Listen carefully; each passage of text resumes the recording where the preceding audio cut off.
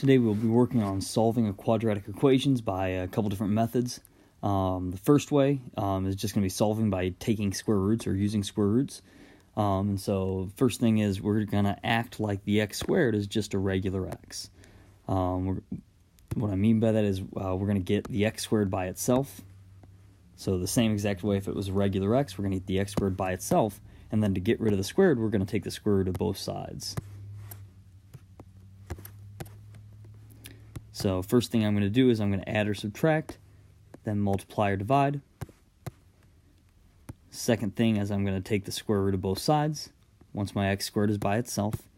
And then the third and the last thing is kind of the most important, so put like a star by it.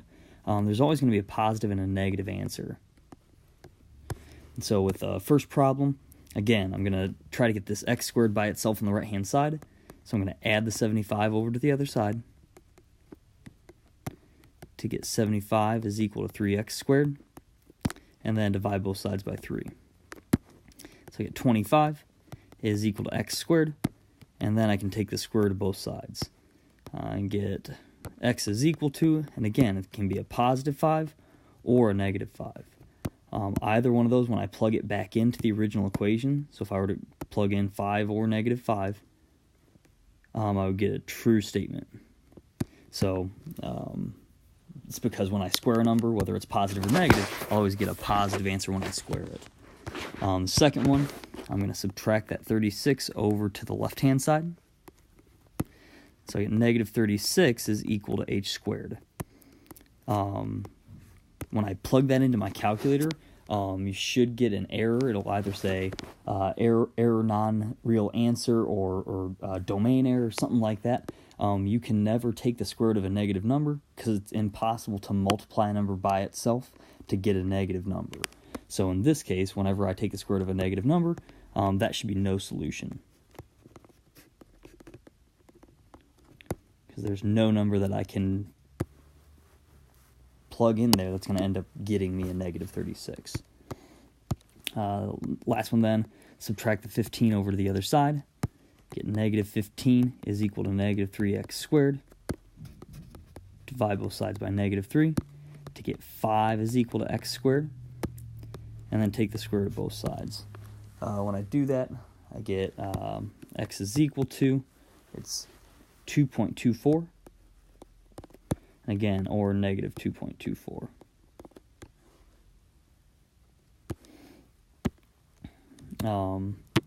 Last one, subtract the 16 over the other side.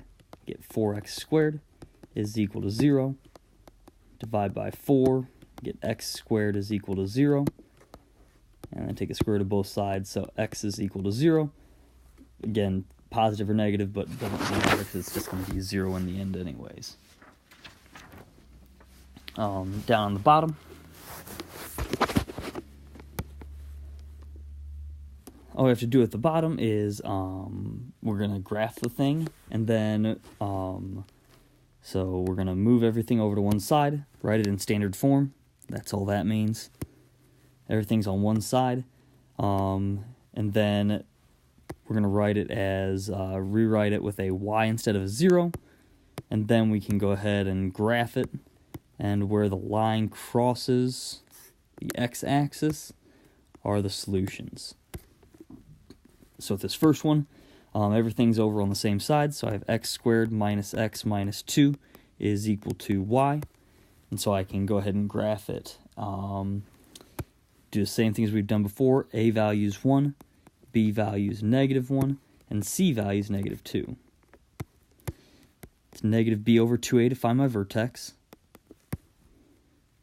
Negative, negative 1 over 2 times 1. And so on the top I get a positive 1, and on the bottom I get a 2. So 0.5 is going to be the middle point of my xy table. So when I do my xy table, I don't have enough room there.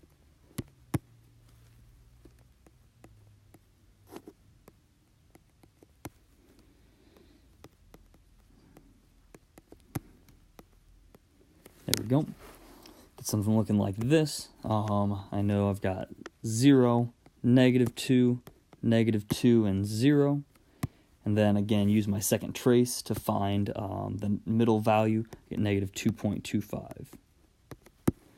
And so when I graph those points, -1, 0, 0, -2, 1/2 and then -2.25. Whoopsie.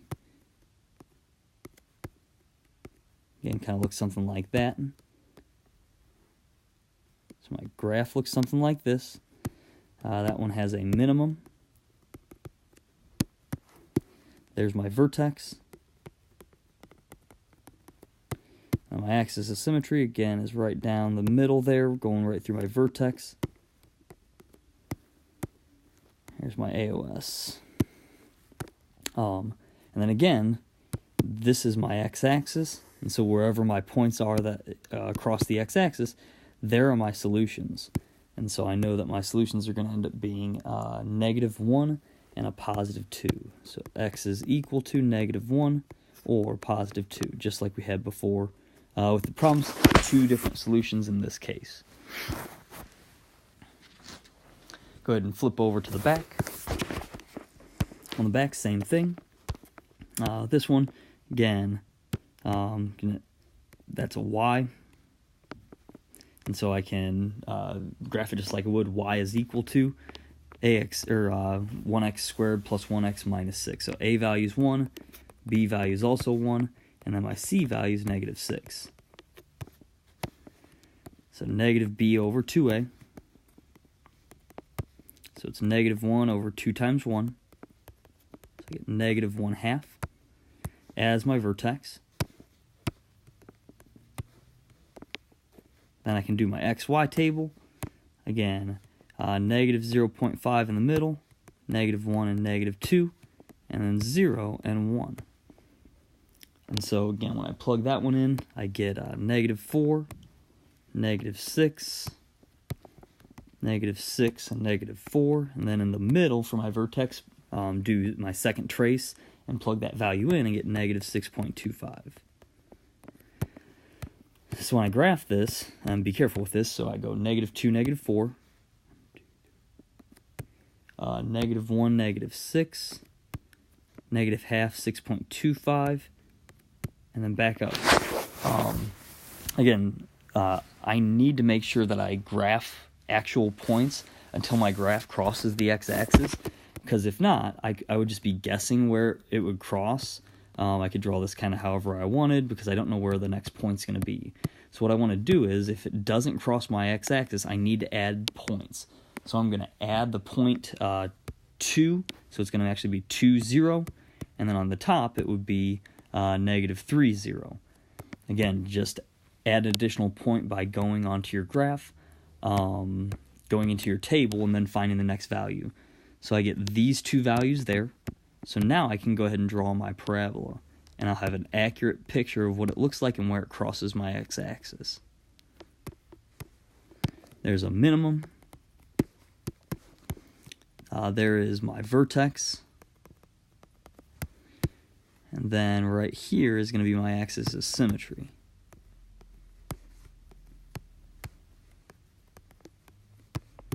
There are my 2 solutions. I'm going to circle them on my graph. So I've got -3 and then +2. So x is equal to -3 or +2. Those are my 2 solutions. And then the last one that we have here, I've got, so this is 1/2 x squared plus, I'm missing my b value, so it's 0x plus 1 is equal to, and again, that's the same thing as a y. So my a value is a 1/2, my b value is 0, and my c is going to be 1. And so when I do this, I get -b over 2 times a. I get -0 over 2 times 1/2. So that's 0 over, then 2 times 1/2 gives me 1. So my vertex is going to happen at 0. So that's the middle point of my graph. So I get 0, -1, -2, and 1 and 2. And so when I graph these, let's see, plug in the points, I get, oops, that's a positive. positive 3, positive 1.5, 1, 1.5, and 3. And so what I get is I get something looking like this, 1.5, and then 2, 1, 2, 3. And again, I could continue to put points on this thing as much as I wanted to, but what's going to happen here is this is going to end up going like this. This side's going to go like this. The graph is never going to cross my x-axis. Again, I'm looking for where it's going to cross my x-axis for my solutions. This graph isn't going to turn around and all of a sudden take a nosedive and switch. It can only look like a parabola, and so it's never going to cross the x-axis. So this one is going to actually be no solution, because that graph is never going to cross your x-axis. There's my vertex. There's your axis of symmetry going right through the, it's the y-axis. And that is another minimum.